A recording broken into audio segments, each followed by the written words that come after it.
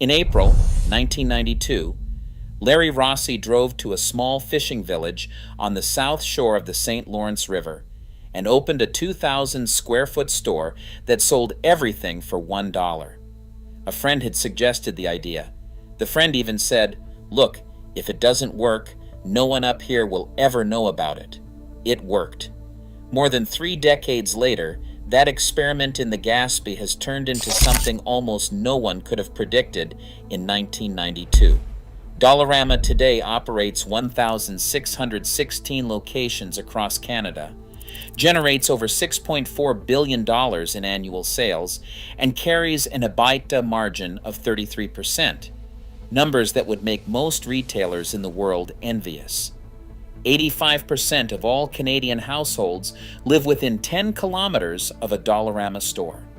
It is, by almost any measure, one of the most dominant retail operations this country has ever produced. But here's the question worth asking. How exactly did a dollar store become one of the most powerful companies in Canada? And why, when inflation rose, when consumer confidence fell, and when retail chains across North America started struggling, did Dollarama just keep growing? The answer starts long before 1992. The Rossi family story in retail goes all the way back to 1910, when Salim Rossi opened his first store on Craig Street in Montreal, Quebec. Salim had fled Turkish occupation in Lebanon and arrived in Canada with almost nothing, starting as a street peddler before establishing his first shop. His son George took over in 1937 and expanded the chain to 20 stores, modeled loosely on the Woolworth 5 and dime format. When George died in 1973, his son Larry inherited a family business with 2 decades of retail knowledge baked into its walls. Larry was the one who saw the future. He was watching small Quebec dollar store chains weather retail downturns that were wiping out larger, more complex competitors. And he drew a conclusion. Simplicity was the advantage. One price, clear value, no confusion. So he tested the idea quietly in a town small enough that failure would go unnoticed. It didn't fail. It spread. By 2001, there were more than 200 Dollarama outlets, about 3/4 of them in Quebec. A key early decision was to source merchandise directly rather than through wholesalers or other middlemen. That single choice defined everything. While competing dollar stores were stocking whatever they could find cheap through intermediaries, Dollarama was going straight to manufacturers. Larry Rossi started importing directly from China in 1992, traveling to Asia 2 or 3 times a year and building relationships with suppliers he would work with for decades. This is why Dollarama's shelves always look full.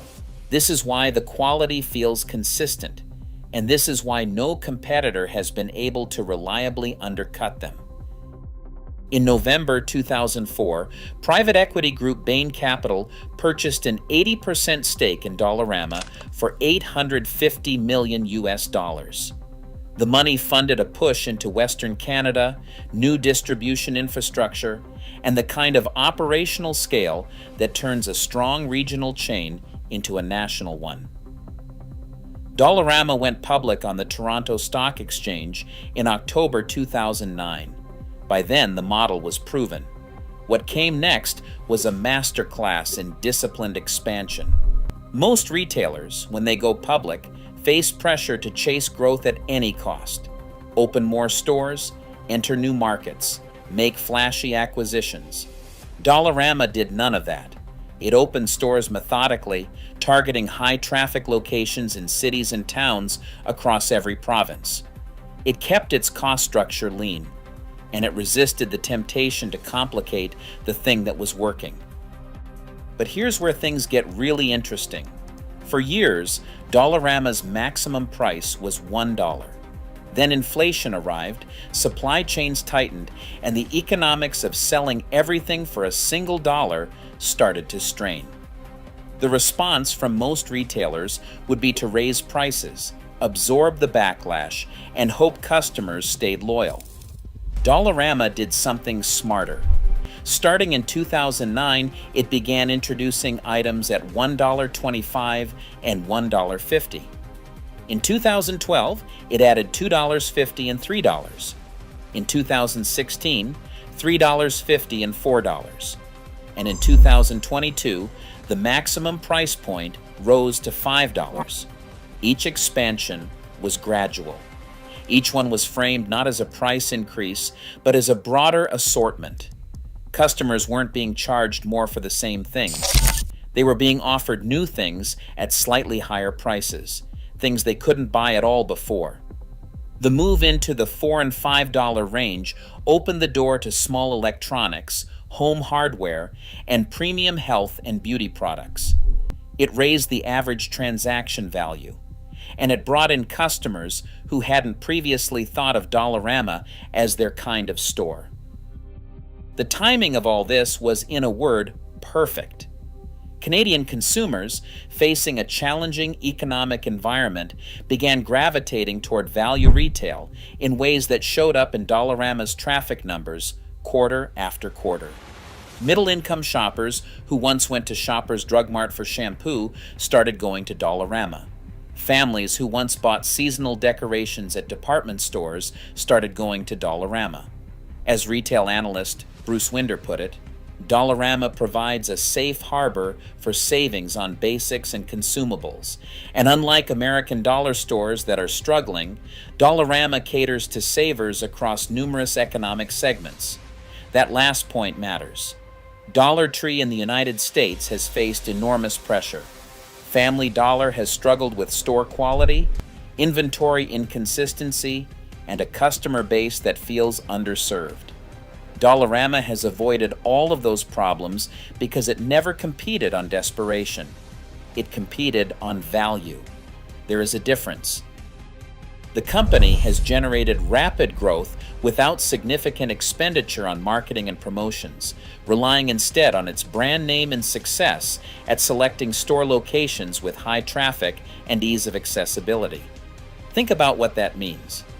Dollarama spends almost nothing on advertising. It doesn't run sales. It doesn't do loyalty programs or complicated promotions. The product is the marketing. The price is the message. Walk in, find what you need, pay almost nothing, leave happy. Repeat. Under Neil Rossi, who took over as CEO in 2016, Dollarama's net profit tripled to $1 billion and sales more than doubled to $5.8 billion. Neil, the fourth generation of the Rossi family in retail, runs the company with the same obsessive focus on product that his father did.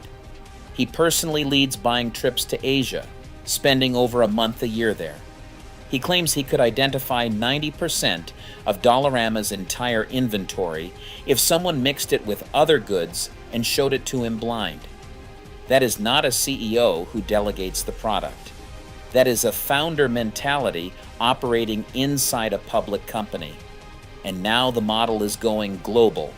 Dollarama completed the acquisition of the Reject Shop, Australia's largest discount retailer, adding 395 stores to its network, while its Latin American arm Dollar City opened its first store in Mexico and crossed 700 locations. The Rossi playbook, direct sourcing, fixed price points, high traffic locations, no frills, is being deployed on 3 continents. What started as a gamble in a small fishing town in Quebec is now one of the most quietly formidable retail empires in the world.